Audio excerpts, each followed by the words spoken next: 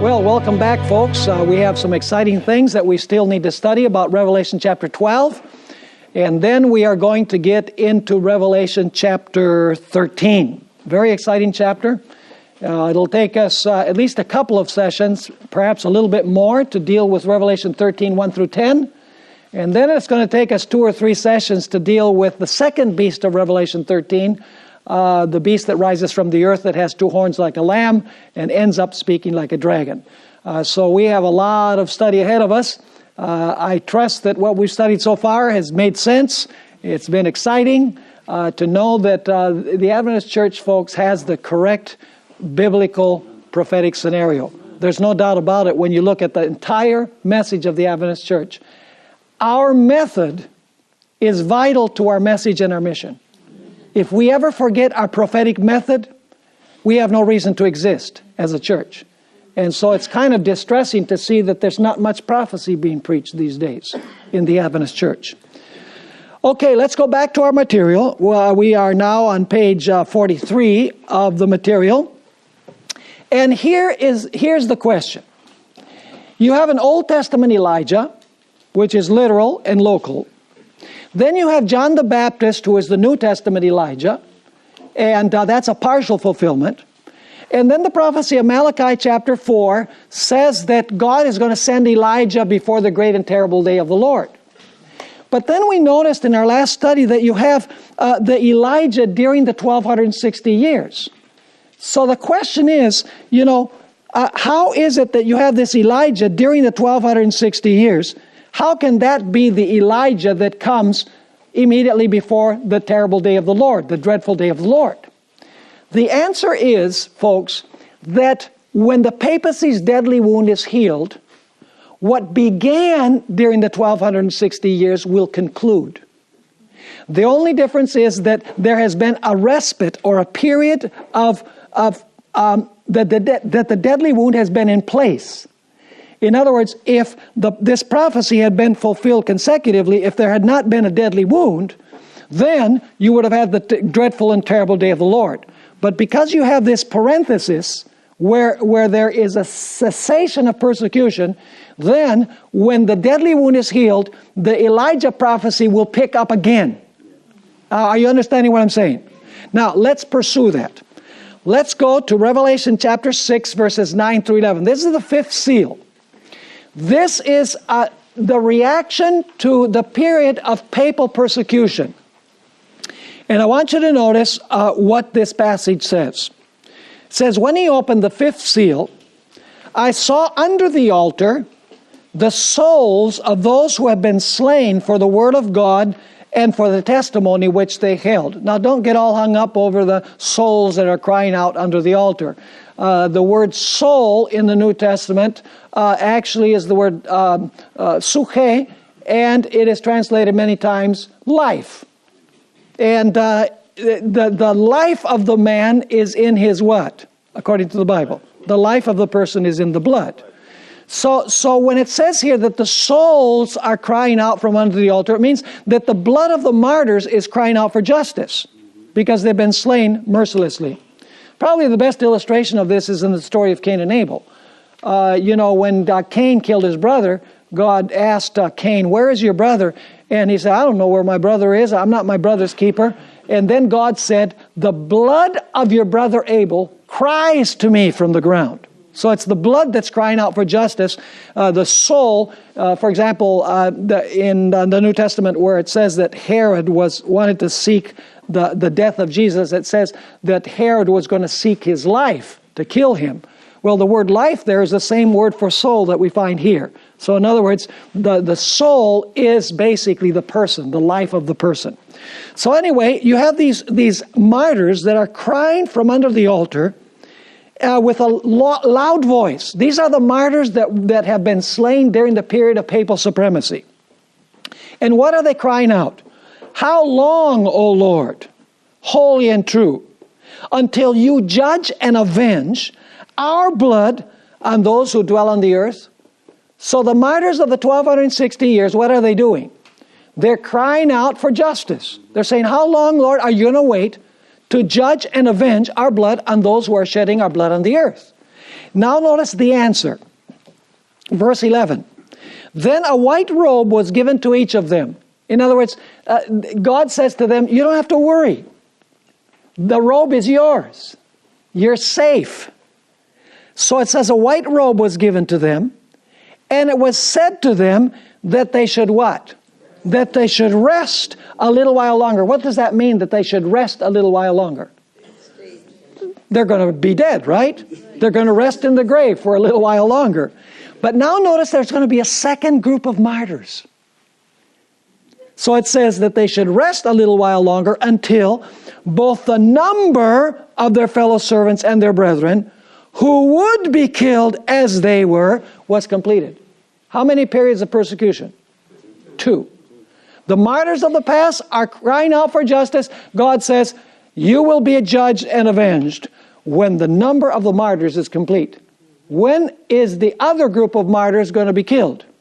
Shortly before the time of trouble. Shortly before the door of probation closes in what is known as the little time of trouble.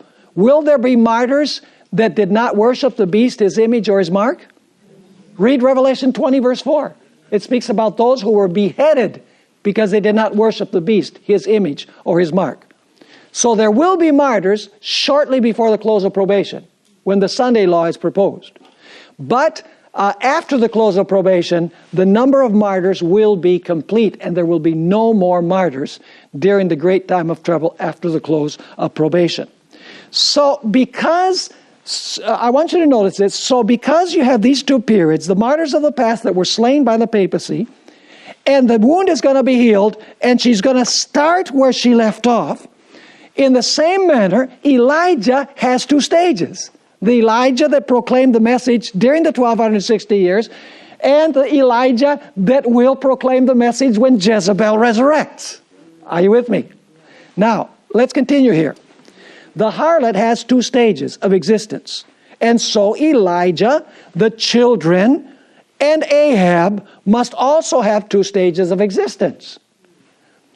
Jezebel was cast into her sickbed, along with those who committed fornication with her in the great tribulation of the French Revolution. Revelation 2:22 says as much. Indeed, I will cast her into a sickbed, and those who commit adultery with her into great tribulation, unless they repent of their deeds.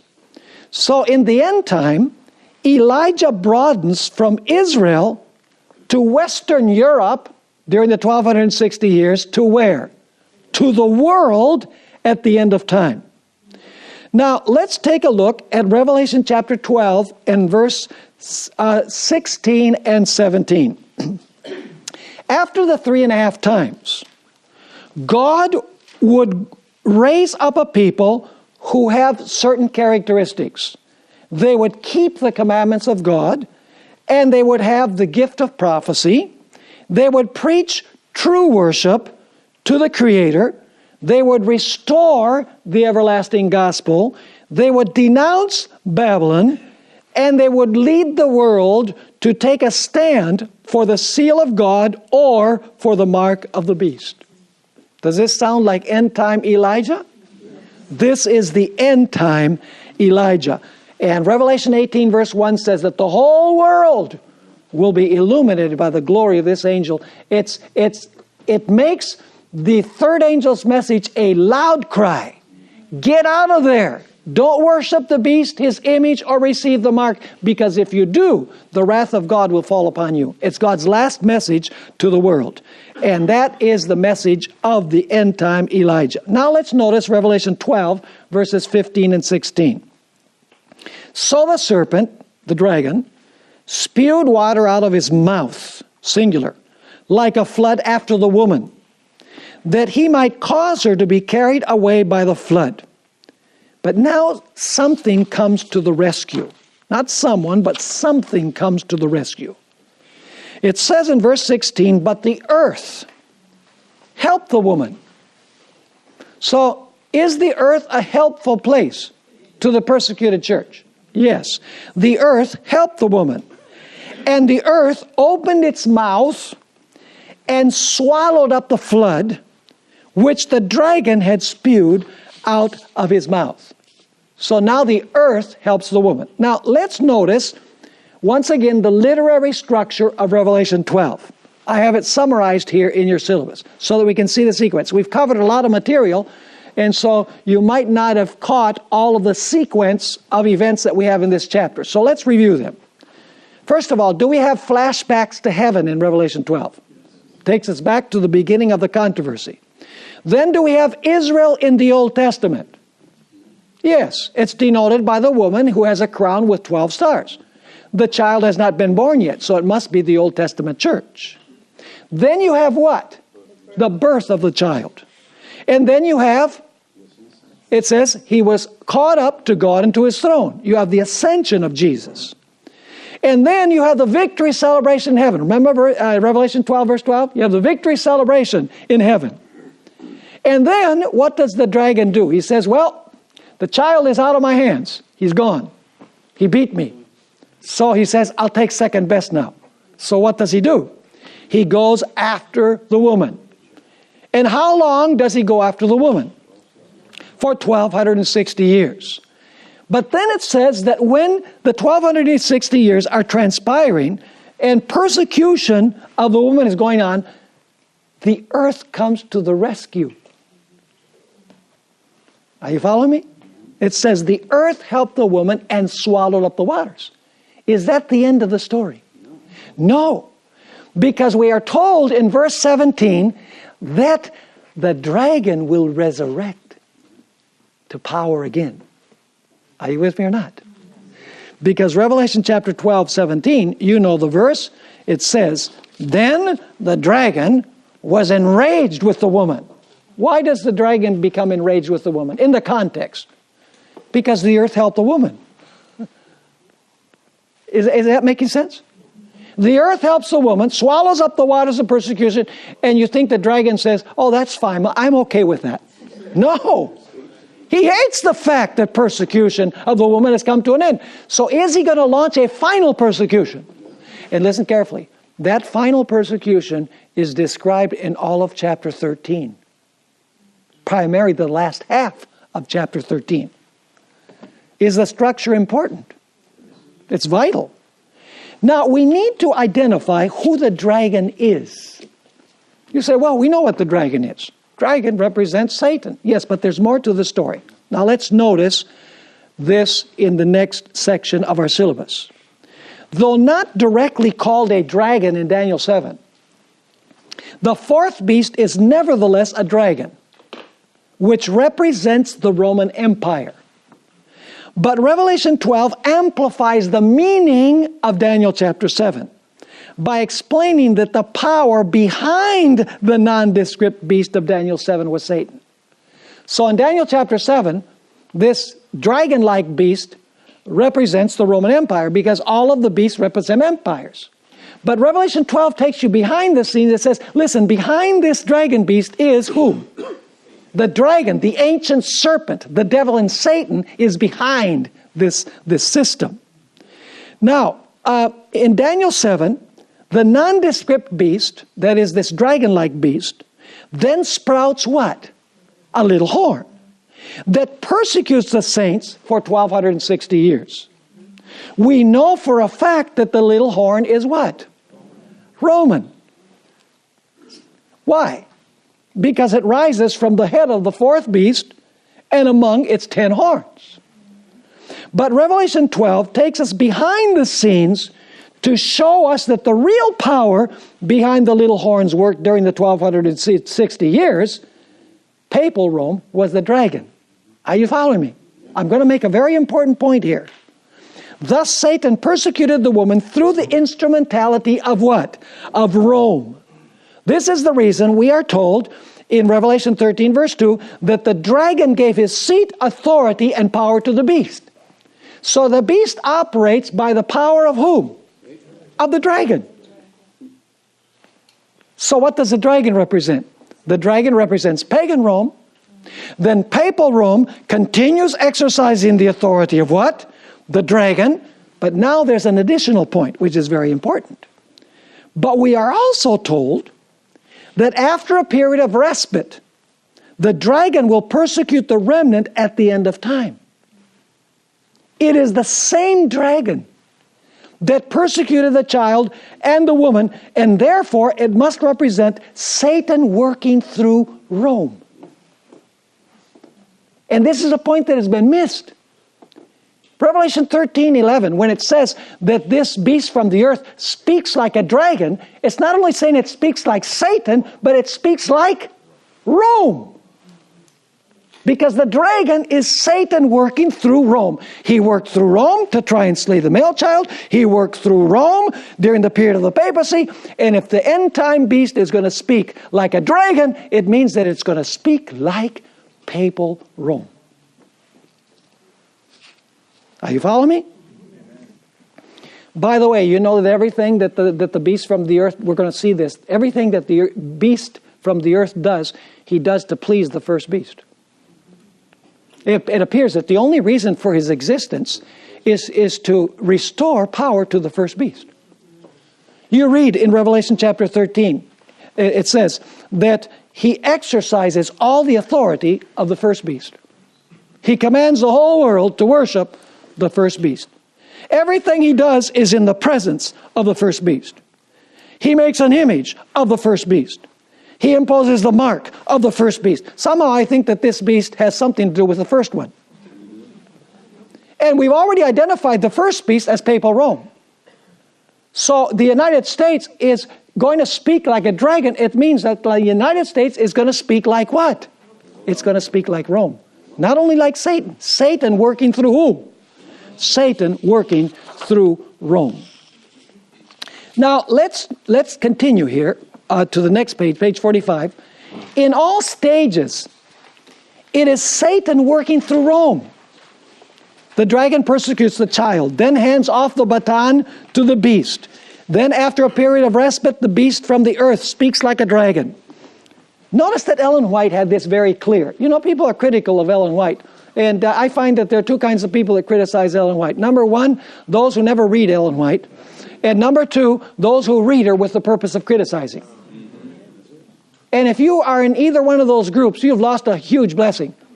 Amen. Because even things in the writings of Ellen White that appear to be contradictory, they're not contradictions at all. They're just contradictions in our brains. When you really look at everything she says. You know, you look at the Bible, it would appear sometimes that the Bible is in contradiction, but it's not when you study carefully. Let me give you one example. How did the life of Judas end? Well, you read the book of Acts, it says he fell headlong and his belly exploded and the innards came out. You read the Gospels that said he went and hung himself. So some scholars say, see, the Bible contradicts itself. Ellen White puts them together in a beautiful way. She says that Judas was the heaviest of the apostles. And you know, he went up a tree and you know, he put the rope around the branch of a tree and then he jumped, you know, to hang himself. But he was so heavy and the branch broke and he fell headlong and his belly exploded and his innards came out. So the contradiction is only in our pea brains, if you please. The Bible does not have contradictions. Neither does the spirit of prophecy. When you study everything that Ellen White had to say, it is amazing what this woman did through the power of the Holy Spirit. I stand amazed every day because I read her with an open mind and an open heart. Notice what she had to say about these two stages of Rome. God's word has given warning of the impending danger. Let this be unheeded, and the Protestant world will learn what the purposes of Rome really are, only when it is too late to escape the snare.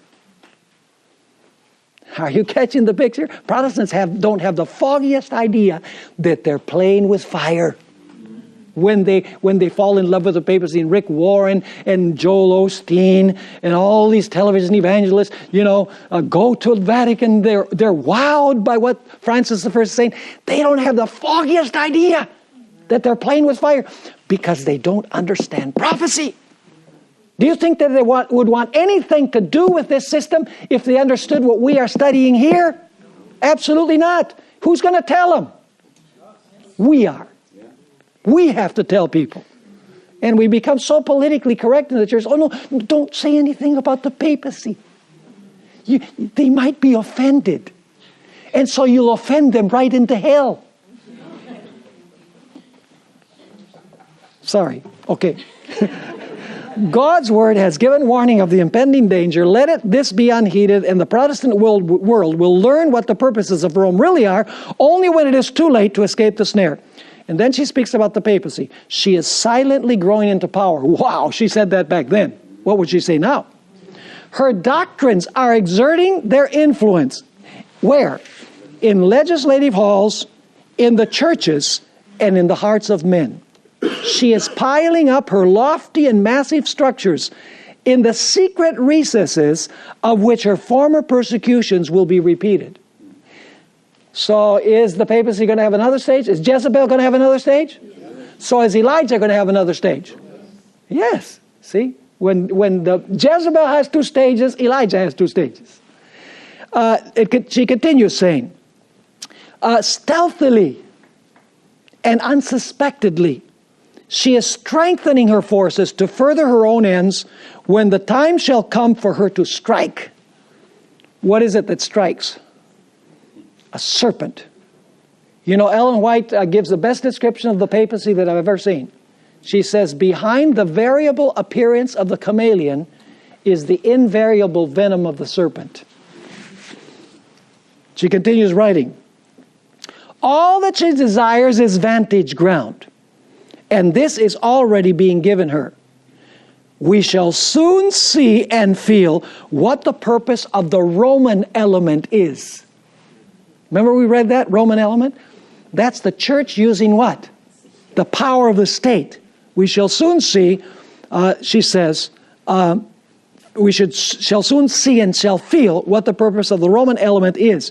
Whoever shall believe and obey the word of God will thereby incur reproach and persecution. So what must the Roman element be? It must be the papacy joining the civil power to persecute, as we have studied. Here's another statement. Last day events, page 381.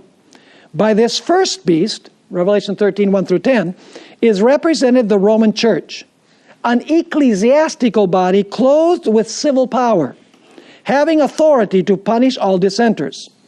The image to the beast represents another religious body clothed with similar powers, because it's an image, folks. The formation of this image is the work of that beast, whose peaceful rise and mild professions render it so striking a symbol of the United States. Here is to be found an image of the papacy. Are these prophecies making sense? Now let's continue. What came to the rescue of the woman who was being persecuted in Europe during the 1260 years?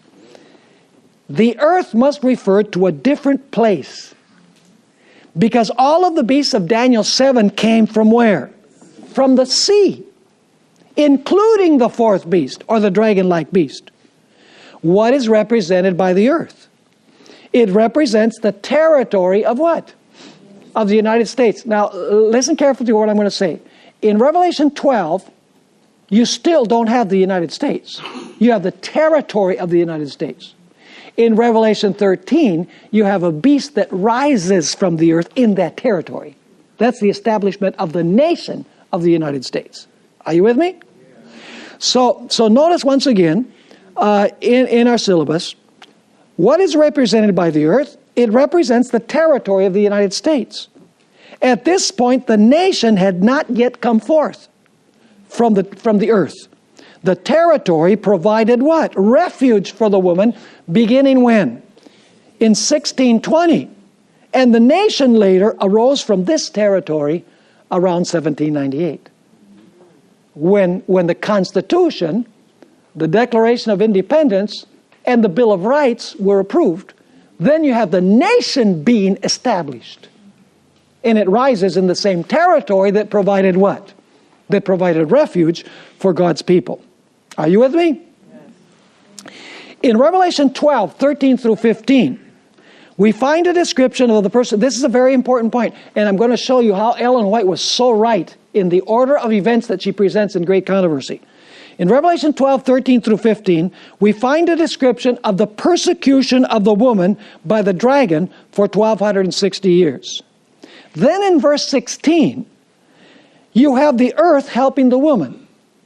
The earth helps the woman before the 1,260 years come to an end. Correct? If you study the sequence. How do we know this? The answer is by the sequence of events in Great Controversy. In Great Controversy, page 265, Ellen White begins the chapter on the French Revolution, which comes at the very end of the 1,260-year period. But in the very next chapter, notice this, in the very next chapter, Ellen White goes back in time to describe how the territory of the United States provided refuge for those who were persecuted in Europe. She describes the Pilgrim Fathers. So why would she go in the chapter on the French Revolution? She's talking about the 1,260 years and the deadly wound. And then in the very next chapter, she goes back to the colonial period. Because the book of Revelation does that. It says the earth helps the woman, and then the 1,260 years come to an end. Are you following me? Interesting that Ellen White would follow the same kind of idea that you have in the text of the book of Revelation. Now, let's go to the next page, page 46. Page 46, where Ellen White clearly explains that the 42 months, 1,260 days represent the same period. Some people are trying to reinterpret this as literal time. What they do is they ruin the real interpretation and meaning of the text by reapplying this. It says, the periods here mentioned, 42 months and 1,260 days, are the same, alike representing the time in which the Church of Christ was to suffer oppression from Rome. The 1,260 years of papal supremacy began in 538 AD and would therefore terminate in 1798. At that time, a French army entered Rome and made the Pope a prisoner, and he died in exile. Though a new Pope was soon afterward elected, the papal hierarchy has never since been able to wield the power which it before possessed. Now, notice this statement in Great Controversy, page 292. This passage that I just read is from the chapter, The Bible and the French Revolution. She's talking about the 1,260 years, right? But now, she's going to go back in the previous chapter to the colonial period. Notice what we find in Great Controversy, page 292. Actually, 292. It was their desire for liberty of conscience that inspired the pilgrims to what? To brave the perils of the long journey across the sea, to endure the hardships and dangers of the wilderness, and with God's blessing to lay where? On the shores of America, the foundation of a mighty nation. And by the way, the chapter on the French Revolution begins immediately before this. So Ellen White is going back to speak about the colonial period after she describes the 1,260 years and the French Revolution ending the 1,260 years. Now, it was from persecution by the dragon that the woman escaped.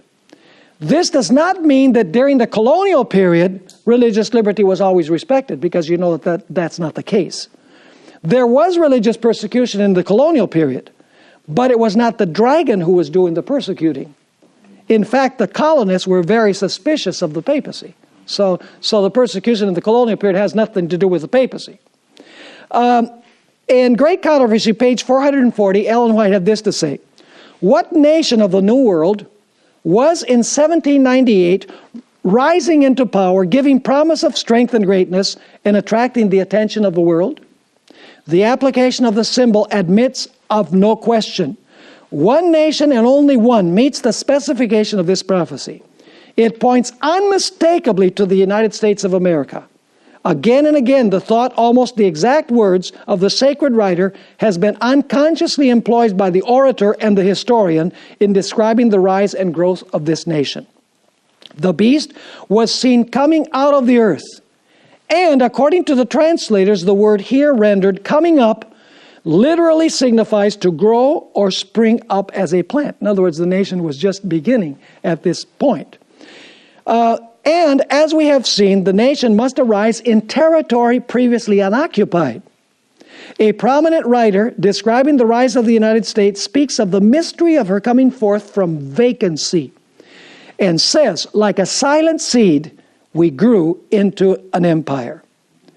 And so Ellen White continues commenting here.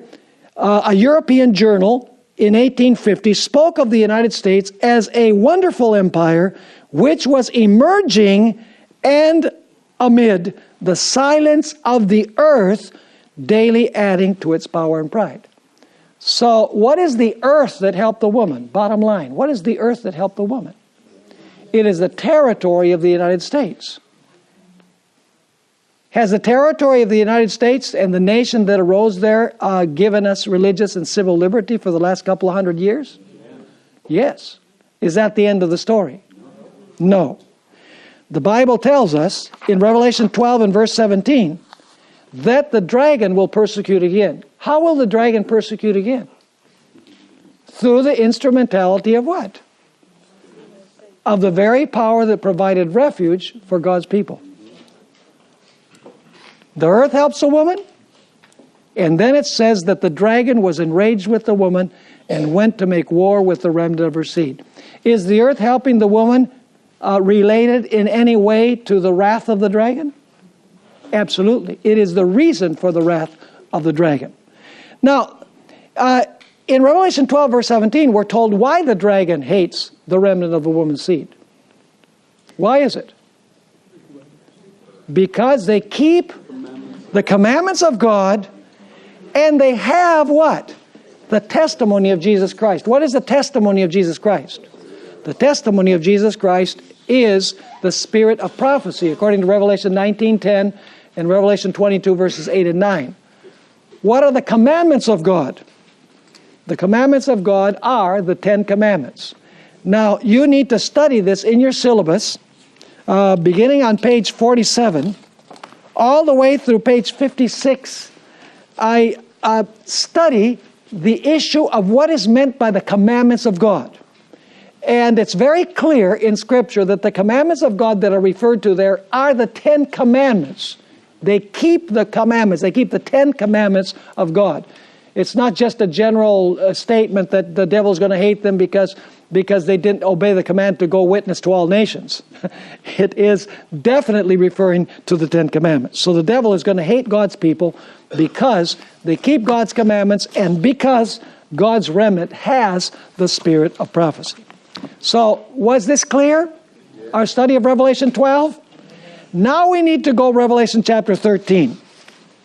Page 57 in our syllabus. Page 57 in our syllabus. We still have about 25 minutes to go through as much as we can of this. It's going to take us the rest of this day to finish this particular chapter. And as we have done in the past, we're going to follow this quite closely because there's a lot of very important information in here. In our class now, we are going to discuss the system that the Bible describes as the Antichrist. This system is referred to with different names. It's the clay in the feet of the image of Daniel 2. It is the little horn in Daniel 7 and 8. It is the beast in Revelation chapter 13. It is the abomination of desolation in Matthew chapter 24. It is the king of the north in Daniel 11. It is the harlot in Revelation 17. The man of sin in 2 Thessalonians chapter 2. All of these refer to the same system, and different characteristics are given in different passages. Now, we are not going to talk about individuals in this system. We are going to talk about the corporate organizational system itself. There are many sincere, loving Christians in this system. In fact, Ellen White says that the majority of God's people are to be found in this system that we're going to be talking about. Many of the people in this system love the Lord, and they serve God to the best of their ability according to the information that they have. But the system itself is corrupt, and its condition is irreversible. And you say, now how is it possible to make a distinction between a system and the individuals that are found within that system? Perhaps the best explanation is found in the case of the apostate Jewish church of the days of Christ. At that time, the corporate church, the ministers and the theologians, in their majority, had become corrupt. Would you agree with that? The governing Sanhedrin, on several occasions, pronounced the death sentence against Christ. The priesthood of the nation was corrupt. Jesus said that the nation was caught up in a rigid ritualism. Is the papacy characterized by a rigid ritualism? Did you see the funeral of John Paul II? Talk about ritualism. So Jesus said that the nation was caught up in a rigid ritualism while its heart was far away from the Lord. In the midst of this apostasy, Jesus came to attempt to bring about revival and reformation.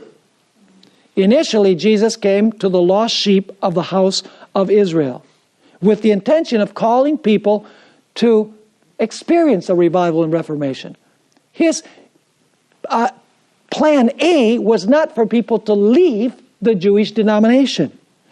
But as time went by and the ministry of Jesus reached its climax, it became clear that the nation, that this apostate church had reached a point of infidel hardihood. And so finally Jesus, in Matthew 23, just a few days before his death, scathingly but lovingly rebuked these religious leaders, pronouncing the famous woes upon the scribes and the Pharisees. He used politically incorrect language, calling them hypocrites, murderers, generation of vipers, serpents, and asked them how they could escape the condemnation of hell. And then he said that the kingdom would be taken away from them and would be given to a nation or to a people that produces the fruits thereof. So might we safely say that the church of Christ's day was an apostate church? As a system, yes. But now notice, not all who belonged to the system were apostate. There were many sincere individuals who were faithful children of God within this apostate system. We think of people like the 11 apostles, excluding Judas. We think of the 12. We think of Nicodemus. We think of Joseph of Arimathea, of wise Gamaliel, and even of Saul of Tarsus, who had a sincere heart, but he was sincerely wrong.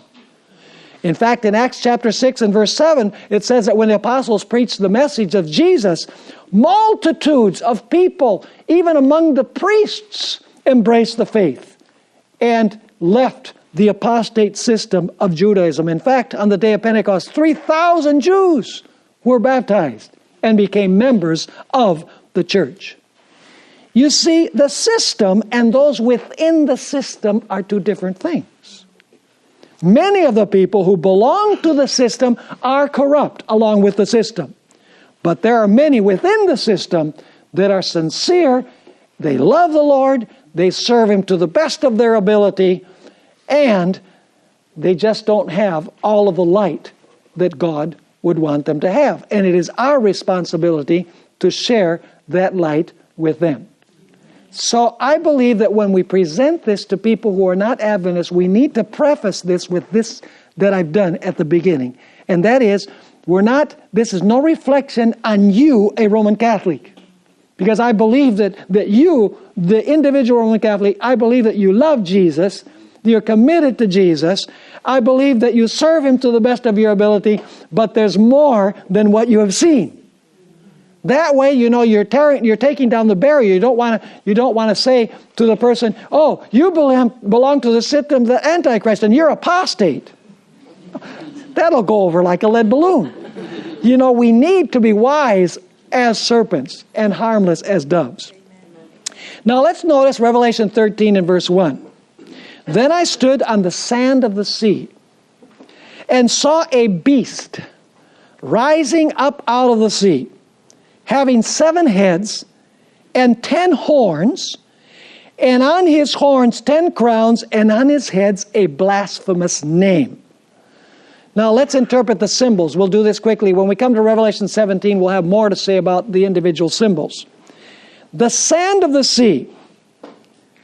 These beasts arise from where? From the sea. The turbulent, wind-tossed sea represents nations that are at war. And I hope that you'll read Isaiah 17, 12, and 13. It's the best text in the Bible that explains what is represented by the seas, what is represented by the waters. Even better than Revelation 17, verse 15. So the sea represents basically Asia and Europe. Where did the first 2 beasts of Daniel 7 arise? From the sea. And Babylon and Medo-Persia were in Asia. Where did the leopard and the dragon beast rise? From the sea. Let me ask you, where were Greece and Rome? In Europe. So the powers that rise from the sea are Asiatic powers and European powers. Now what about the 7 heads? The 7 heads on the single beast represent stages of the total career of the nations, beginning with Babylon and ending with the resurrected papacy. Are you understanding the point? When we get to Revelation 17, this will all be made clear. For example, while the leopard with 4 heads in Daniel 7 presents the total career of Greece without any time distinctions, Daniel 8, 3 through 5 and verse 20 expands upon Daniel 7 by explaining that Greece would be ruled first by a notable horn, then after the notable horn was broken, it would be followed by 4 horns. So does Daniel 8 amplify Daniel 7? Yeah, Daniel 7 gives you the total picture, total career. Then it goes on to specify and to give additional details. Now, what is represented by the 10 horns? The 10 horns are not dispersed among the 7 heads. The 10 horns are all on the same head. We're going to find that first of all they're on head number 5, then they're on head number 6, and finally they are on head number 7. When we deal with Revelation 17, we'll make this clear. And we are told that this power has a blasphemous name. And the name is related to a mysterious number that the beast has. The number 666. And we have a whole chapter in the syllabus on the number 666. So are you clear so far? We haven't looked at all of the explanations and all of the evidence for this, but you need to accept it by faith for now. And then you will accept it by sight later. But we need to understand the meaning of the symbols. Now, Revelation 13 clearly has Daniel 7 in its view, in its backdrop. Notice Revelation 13 and verse 2. You'll see the connection with Daniel 7 immediately. Now the beast which I saw was like a leopard. His feet were like the feet of a bear, and his mouth like the mouth of a lion. The dragon gave him his power, his throne, and great authority. Where else do we find 4 beasts? Lion, bear, leopard, and dragon. In Daniel 7. This is as subtle as a freight train. That if you want to understand Revelation 13, you must go back where? To Daniel 7. See, the Old Testament is indispensable, folks. You cannot understand Revelation without understanding Daniel, without understanding other passages that we find in the Old Testament. Now, there's one detail which is very interesting and different between Revelation 13 and Daniel 7. And that is that in Daniel chapter 7, the beasts are in one order, and in Revelation they're in a reverse order. In Daniel, it's lion, bear, leopard, dragon. In Revelation, it's dragon, leopard, bear, lion. And so you say immediately, why do you have a reversal of the order of the beast? Simply because Daniel is living in the period of the lion, and he's looking forward, whereas John is living in the period of the dragon, and he's looking backwards. This proves that the four beasts represent Babylon, Medo-Persia, Greece, and the Roman Empire. Are you following me? Now, we're going to find that the fourth beast has 4 successive stages of existence. The fourth beast has 4 successive stages of existence. You say, well, what are those 4 stages? Well, the first stage is the Roman Empire without any divisions. Did the Roman Empire exist for a period of time without any divisions? Most of its career, it had no divisions. From 168 BC to 476 AD, it was the united Roman Empire. So the first stage of the fourth beast is the Roman Empire as an empire, undivided, united. Let's read Daniel 7, verse 23. Thus he said, the fourth beast shall be a fourth kingdom on earth, which shall be different from all other kingdoms, and shall devour the whole earth, trample it, and break it in pieces. So what does the fourth beast represent? It represents a fourth what? A fourth kingdom. And in the sequence, this represents the Roman Empire. But now notice that this fourth beast is going to have a second stage of existence. Verse 24. Once again, let's begin at the beginning of verse 23. Thus he said, the fourth beast shall be a fourth kingdom on earth, which shall be different from all other kingdoms, and shall devour the whole earth, trample it, and break it in pieces. The 10 horns are what? 10 kings. By the way, kings and kingdoms are interchangeable. You're aware of that, right? In Daniel 2, God says to Nebuchadnezzar, you are the head of gold, but he says, after you will rise another kingdom. So the king represents the kingdom. And by the way, in Daniel chapter 7, it says that the 4 beasts are 4 kings. But then here it says that the fourth beast is the fourth kingdom. So kings and kingdoms are interchangeable. So when it says the 10 horns are 10 kings or kingdoms, now listen carefully, who shall arise from this kingdom? Does the kingdom have to exist in order for the 10 to rise from it? Yes, that's the second stage. See, the fourth beast governs for a while by itself. Then after a period, it sprouts 10 horns. And then we have a third stage. Daniel 7, 24 and 25. And another shall arise, what? After them. How many stages so far? 3. The fourth beast by itself. Then the beast sprouts 10 horns. The kingdom is divided. And then among the divisions rises what? A little horn. And notice what the little horn does.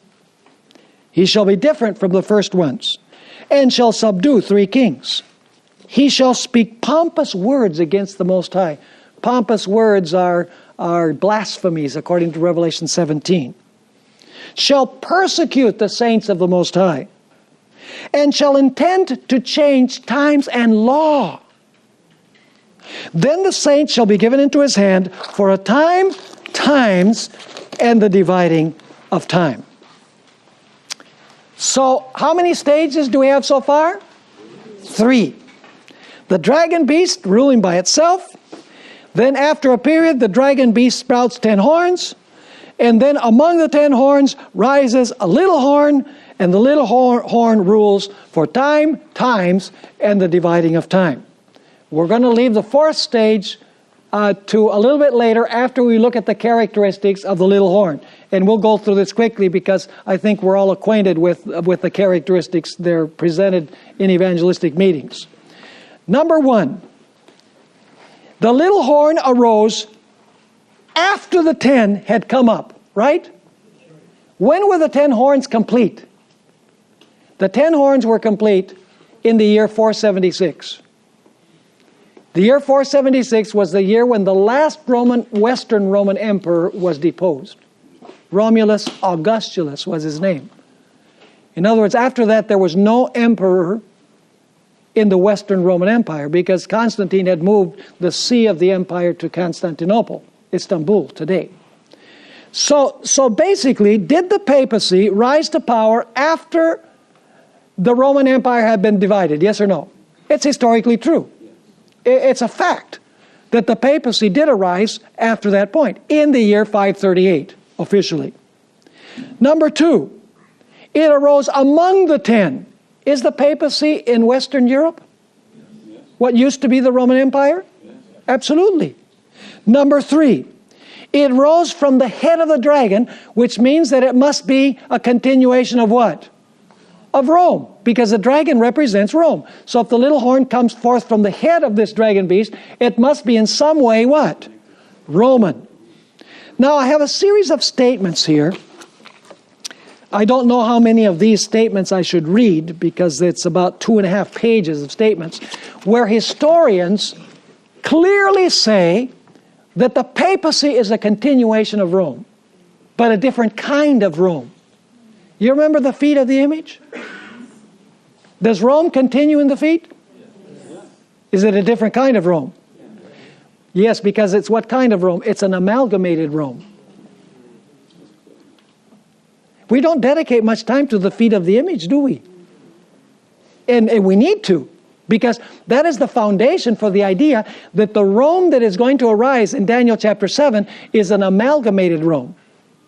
It is a Rome that joins church with state. It continues the political power of the Roman Empire, but it adds an element which is what? The church, the power of the church. Let me just read 2 or 3 statements. This one is from Malachi Martin. Have you ever heard of him before?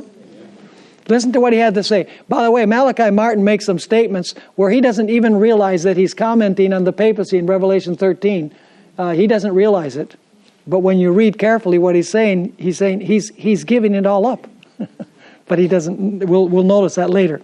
It says, within 3 centuries, the Roman Church had transformed the administrative organization of the Roman Empire into an ecclesiastical system of bishoprics, dioceses, monasteries, colonies, garrisons, schools, libraries, administrative centers, envoys, representatives, courts of justice, and a criminal system of intricate laws, all under the direct control of the Pope.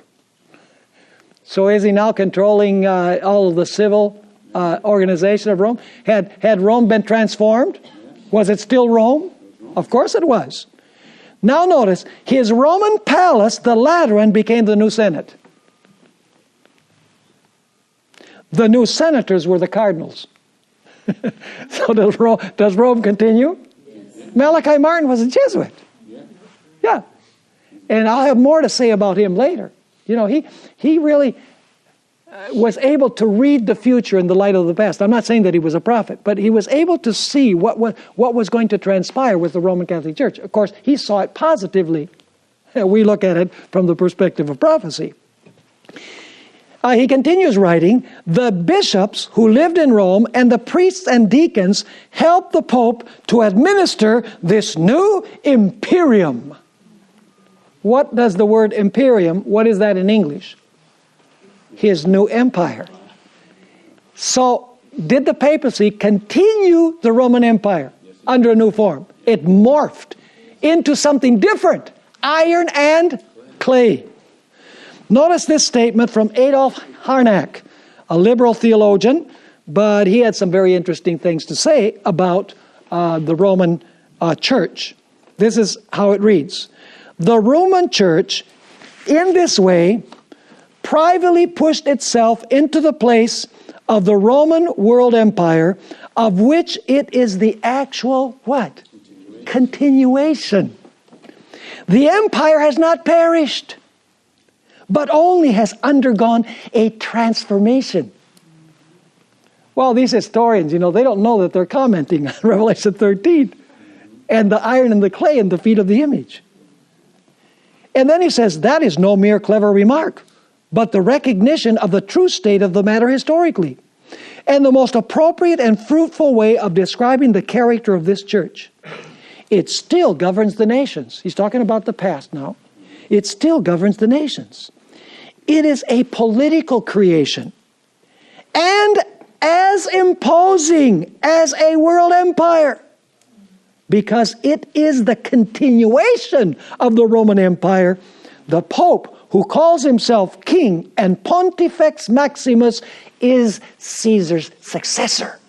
Is that clear? You want me to read the rest of them? Should we? Yeah. This is not one historian. These are bunches of historians. Let's notice the next one. The empire was falling into decay. The barbarians knew that its life was failing, that the old organism was worn out, and they hastened to take possession of the remains. From every direction they came for the spoils. The Saxons and the Angles settled in Great Britain. The Franks invaded northern Gaul. The Visigoths made Spain and the region south of the Loire their own. The Burgundians took possession of the upper valley of the Rhone. The Vandals made conquests in Africa. The Ostrogoths and Lombards were waiting for their turn to come. Among these new invaders, some were heretics and others were pagans. What is to become of the church? Are its days numbered? And is the empire to bring it down as its companion into an open tomb? No, the church will not descend into the tomb. It will survive the empire. It will have to pass through days of distress. It will witness calamity after calamity, ruins heaped upon ruins, talking about the barbarian invasions. But in the midst of the greatest sadness, it will receive precious consolations. One after another, these barbarian peoples will submit to its laws, the laws of the papacy, and will count it a glory to be the church's children. The frontiers of the church will be extended. Its institutions, for a moment shaken by the barbarians, will be consolidated, developed, and will adapt themselves to their surroundings. The papacy, most sorely tried of all, will make a new advance. At length, a second empire will arise. And of this empire, the Pope will be the master. More than this, he will be the master of Europe. He will dictate his orders to kings who will obey them. What do you think? Well, we're going to bring this to a conclusion now because time is up. But what we're going to do when we come back is finish reading these statements. I debated on whether to read them all because you have them written. Visit secretsunsealed.org for annual class dates and topics. Anchor is a seminary-level course of study on the fundamentals of Seventh-day Adventist theology taught by Pastor Stephen Bohr and guest theologians. Seating is limited.